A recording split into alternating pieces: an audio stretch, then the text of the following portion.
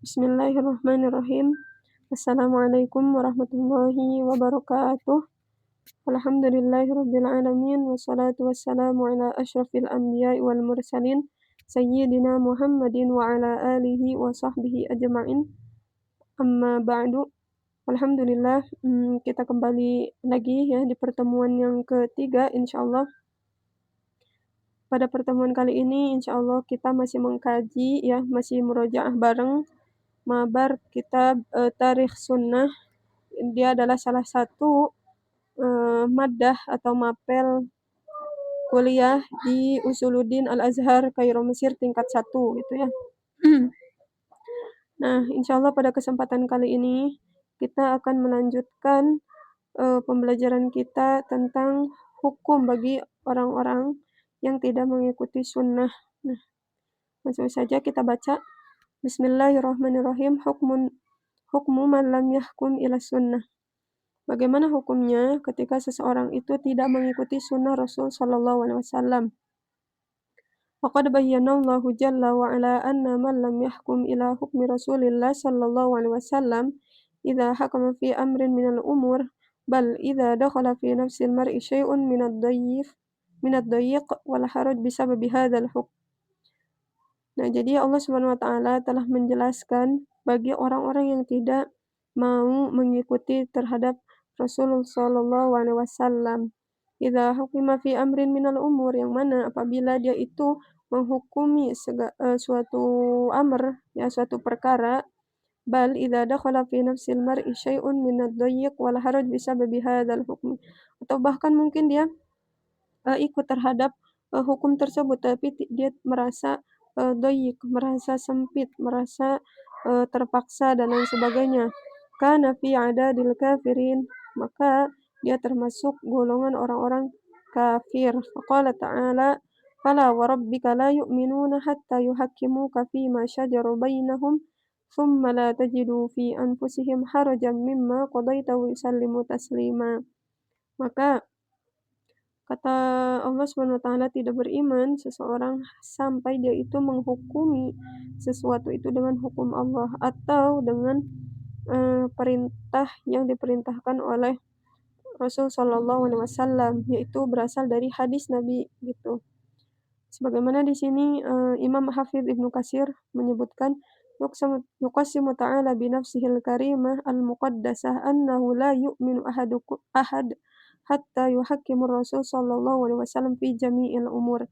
Nah, sampai-sampai di sini dalam ayat di atas itu Allah Subhanahu wa taala berqasam, bersumpah dengan dirinya sendiri ya, yang mana Allah Subhanahu wa taala itu zat yang paling suci, bahwasanya apa sumpahnya itu annahu la yu'minu ahadun hatta yuhakkimur rasul. Jadi seseorang itu tidak beriman sampai benar-benar menjalankan semua perkara itu sesuai dengan yang diperintahkan oleh Rasul sallallahu alaihi wasallam atau sesuai dengan hadis Rasulullah sallallahu alaihi wasallam.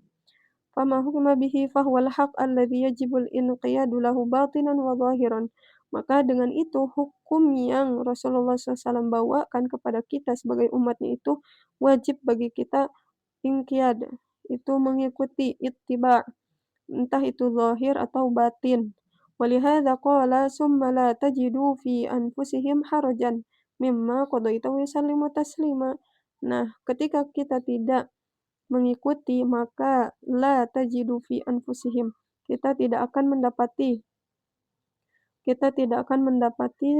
suatu jalan keluar. Kita akan bingung terhadap masalah yang kita hadapi apabila kita tidak ikut perintah yang tertulis dalam hadis Rasulullah sallallahu alaihi wasallam tersebut gitu. Idza hakamuka yuti'unaka fi bawatinihim fala yajiduna fi anfusihim harajan mimma hakamta bihi. Ya, maksud dari ayat tersebut itu adalah engkau tidak akan mendapati jalan keluar, engkau tidak akan mendapati ketenangan ya, entah zahir atau batinnya ketika kita tidak mengikuti perintah Rasul sallallahu alaihi wasallam atau tidak mengikuti sunnah Rasul sallallahu alaihi wasallam.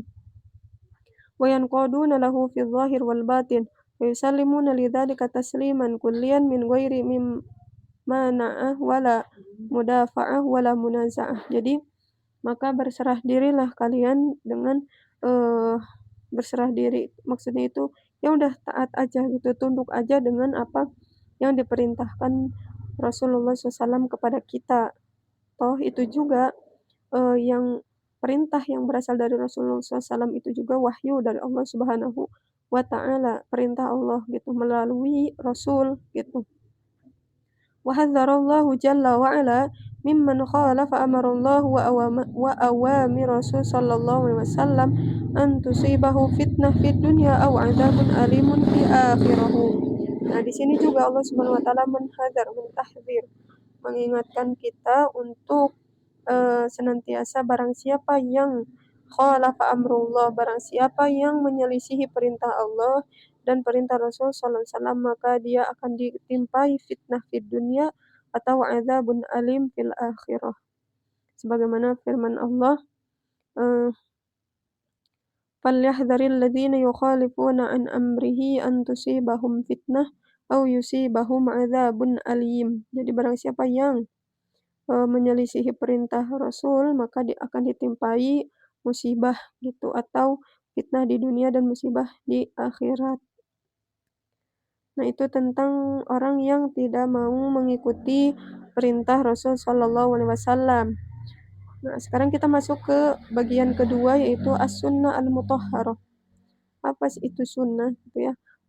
Wa qad dalla ala wujubi ittiba'i sunnah wal ihtijaj biha aidan ahadits katsirah. Jadi banyak sekali dalil-dalil yang menyebutkan wajibnya kita untuk mengikuti sunnah Rasulullah SAW beserta dalilnya itu apa gitu. Tadi kan dalilnya dari Al-Quran, nah sekarang kita masuk dalilnya itu dari sunnah. Yang pertama, ma rawahu al-Hakim wa Ibnu Abdil Bar an Abi Hurairah anna Rasulullah SAW qala taraktu fikum amrayni lan tadallu ma tamassaktum bihima.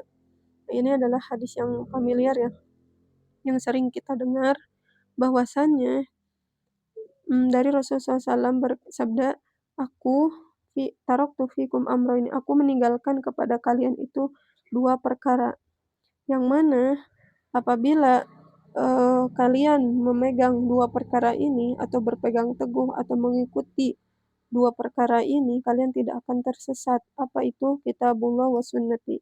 Itu Al-Quran dan sunnah Rasul sallallahu alaihi wasallam. Yang kedua, wa ma akhrajahul Bukhari wal Hakim aidan an Abi Hurairah qala Rasul sallallahu alaihi wasallam kullu ummati yadkhulunal jannah illa man aba. Kata Rasul, semua umatku itu masuk surga kecuali man aba, orang yang enggan. Terus sahabat nanya, qalu ya Rasulullah wa man ya'ba, siapa yang aba itu, yang enggak mau gitu. Qala man ata'ani dakhalal jannah wa man asani faqad aba. Kata Rasul, barang siapa yang mengikuti aku, mengikuti sunnah-sunnahku, maka dia akan masuk surga. Dan barang siapa yang bermaksiat kepadaku atau enggak mau, maka dia aba. Dia tidak akan ikut bersamaku gitu. Itu hadis kedua, dalil bahwasanya kita wajib mengikuti Rasul sallallahu alaihi wasallam. Ketiga apa? Wa akhraja Abu Abdullah Al-Hakim aidan an Ibni Abbas anna Rasulullah sallallahu alaihi wasallam qala fi khutbatil wada'. Nah, jadi ini kejadiannya itu ketika Rasulullah SAW khutbah wada', khutbah perpisahan. Inna syaitana qad ya'isa an yu'bada bi ardikum walakin radiya an yuta'a fima siwa dzalika mimma tahqiruna min a'malikum. Jadi sesungguhnya syaitan itu telah qadiya isa'an yu'bada bi ardikum, udah menyebar luas di bumi kalian gitu ya, kata Rasulullah SAW, yaitu di bumi yang sekarang kita pijaki, walakin radiya an yuta'a fima siwa dzalika. Nah, jadi setan-setan itu mereka tidak akan membiarkan kalian untuk taat kepadaku, untuk taat kepada aturan-aturan Allah Subhanahu wa taala, mimma tuhqiruna min a'malikum, yang mana dia itu akan, benci terhadap amal-amal yang kalian kerjakan gitu. Itu yang berarti di situ ada perintah bahwasanya Rasulullah itu mau, mengingatkan kembali untuk senantiasa kita itu taat kepada, aturan Allah Subhanahu wa taala dan berpegang teguh kepada sunnah-sunnah Rasul sallallahu alaihi wasallam. Terus yang keempat, akhraja ad-Darimi an Abdillah bin Mas'ud radhiyallahu anhu annahu qala, "Idza sa'altum an syai'in fanduru fi kitabillah." Jadi ketika itu, cerita ini Rasulullah Shallallahu Alaihi Wasallam itu mau mengutus Muadz ya, kalau nggak salah itu Muadz radhiyallahu an ke suatu tempat ya, ke suatu tempat. Nah, ketika Muadz itu diutus, maka Rasulullah SAW bertanya kepada Muadz, "Ya Muadz, apabila suatu kaum tersebut nanya kepadamu gitu ya, sesuatu perkara, apa yang, akan jadikan engkau sebagai landasan dalil atau apa yang akan engkau jadikan pegangan gitu?" Maka kata Muadz itu, "Ya aku kembali kepada Al-Qur'an. Kalau di Al-Qur'an kau tidak temui, maka aku akan kembali kepada sunnahmu wahai Rasulullah, yaitu kepada hadis. Kalau engkau tidak menemui pula, maka aku akan kembali kepada ijtihadku," katanya, gitu. Nah ini sekilas cerita tentang, dalil yang keempat ini, gitu. Akhraj ad-Darimi an Abdillah bin Mas'ud radhiyallahu anhu annahu qala, "Idza sa'altum an syai'in fanduru fi kitabillah." Kata Rasul, apabila seseorang bertanya kepadamu, maka kembalilah atau cross check lagi gitu ya, lihat lagi di Al-Qur'an. Lam tajidu fi kitabillah fana fi sunnah Rasul sallallahu alaihi wasallam. Tapi kalau misalkan engkau tidak dapati di Al-Qur'an, maka engkau kembali kepada sunnahku, kepada sunnah Rasul sallallahu alaihi wasallam. Nah, di sini menunjukkan bahwasanya tingkatan sunnah dalam, syariat Islam itu adalah tingkatan kedua. Tingkatan kedua, jadi sumber hukum dalam Islam itu Al-Qur'an, habis itu As-Sunnah. Nah, gitu. Sekarang kita bahas yang ketiga, al-ijma'. Ajma' as-sahabah wa man ba'dahum minat tabi'in ila ruju' ila sunnah wa wujubil amal biha. Jadi kita udah tahu bahwasanya sepakat para ulama dan tabi'in setelahnya bahwasanya kembali kepada sunnah atau mengikuti sunnah itu wajib dan wajib juga mengamalkan sunnah-sunnah tersebut. Wastamarra min ba'di sahaba wa tabi'ina fuqaha'il amsar wa immatil madzahib al-matbu'ah wa ashabihim wa talamidhihim wa uddati sunnah lil jami'il masdar al-asil fi ulumiddin. Nah, begitupun tidak hanya sahabat tapi tabi'in, fuqaha, para imam madhab dan pengikut-pengikutnya itu mereka sepakat bahwasanya sunnah itu adalah masdar al-asil fi ulumiddin, salah satu, mmm, apa namanya, pondasi utama dalam, agama gitu. Keempat, al-aql. Inna aqlal insan yu'akkadu ala hujjati sunnah wal amal biha lima yali. Jadi akal manusia aja ya kan, secara tidak langsung mereka itu meyakini bahwasanya sunnah itu sebagai hujjah, sebagai dalil. Apa? Yang pertama, anna shahibas sunnah wa huwan nabi ma'sum. Kita tahu bahwasanya, eee, shahibus sunnah itu adalah Nabi SAW, yang mana Nabi itu adalah maksum, dia tidak pernah melakukan dosa. Pantaslah sunnah itu dijadikan dalil, itu yang pertama. Lidza yajibu tasdiquhu fi kulli ma yasduru anhu. Dengan itu, maka kita harus percaya dengan apa yang Rasul SAW katakan. Itu yang pertama. Kedua, anna sahiba ay madhhab aw fikrah salimah wa awwalun nas bitafsir wa syarh kullu ma yattasilu bimadhhabihi aw fikratihi. Nah, sahibus sunnah tadi, eee, ya sahibus sunnah atau madhab dan pemikiran yang berasal dari, sunnah tersebut adalah berasal dari salah satu orang yang dia itu pertama kali menafsirkan Al-Qur'an, pertama kali yang senantiasa memecahkan masalah dalam kehidupan orang-orang Mekkah pada waktu itu, ya. Ma yattasilu bimadhhabihi aw fikratihi lidirayati tammah biha wa fahmilaha. Jadi apapun yang dikatakan oleh Nabi SAW, selalu menghasilkan menghasilkan hasil yang terbaik. Kalau misalkan pada saat itu orang-orang Mekah itu memiliki masalah, lalu Rasul selesaikan dan akhirnya selesai juga masalah itu, gitu. War-Rasul sallallahu alaihi wasallam huwal munazzal alaihil Qur'an wal mablagh lil ummah. Dan Rasulullah juga adalah seorang nabi yang diturunkan Al-Qur'an kepadanya, gitu. Dan bertugas untuk menyampaikan kepada umatnya. Lidza kana awwalun nas bi syarhihi wa tafsirihi wa bayani ahkamihi. Maka dari itu, beliaulah orang yang pertama kali menjelaskan semua, ayat-ayat Al-Qur'an yang masih rancu gitu, entah dari hukumnya, halal haramnya, habis itu dan lain sebagainya. Wa dzalika an tariqis sunnah wa yu'akkadu dzalikal Qur'anul Karim. Nah, itulah memang fungsi dari sunnah tersebut adalah untuk mensyarah, untuk menjelaskan, Al-Qur'an. Kan kita misal gini, di Al-Qur'an kan disebut aqimis shalah, tunaikan sholat. Di sana di Al-Qur'an itu nggak disebutin sholatnya itu kayak mana, gitu. Tapi, ketika kita merujuk kepada hadis, kepada sunnah Rasul SAW di sana disebutkan, oh ternyata sholat itu diawali dengan takbiratul ihram dan diakhiri dengan salam. Nggak hanya itu, tapi takbiratul ihram, habis itu doa iftitah, Fatihah, dan lain sebagainya. Nah itu, fungsi hadis itu memang untuk, eee, apa untuk mensyarah, untuk menjelaskan Al-Qur'an itu sendiri. Dengan itu, maka Al-Qur'an mengakidkan, menguatkan lagi bahwasanya qauluhu ta'ala, "Wa anzalna ilaika dzikra litubayyina lin-nas ma nuzzila ilaihim wa la'allahum yatafakkarun." Sama, "Wa ma anzalna 'alaikal kitaba illa litubayyina lahumul ladzi ikhtalafu fihi wa hudan wa rahmatan liqaumin yu'minun." Nah, di sini adz-dzikra di sini, eee, bermaksud adalah al-hadis atau as-sunnah.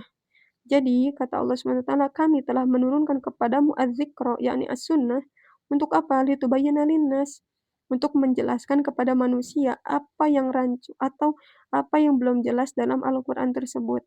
Bukan berarti Al-Qur'an itu nggak jelas juga, enggak. Tapi kita sebagai manusia yang bodoh, yang nggak tahu apa-apa, ketika kita membaca suatu ayat yang mujmal, yang global, maka kita butuh kepada syarah. Maka dengan itu, Allah Subhanahu wa taala turunkan sunnah itu kepada Nabi Shallallahu alaihi wasallam. Nah gitu, itu beberapa dalil dari sunnah, ijma, dan qiyas bahwasanya wajib kita sebagai muslim eee, untuk ittiba as-sunnah Rasul Shallallahu alaihi wasallam.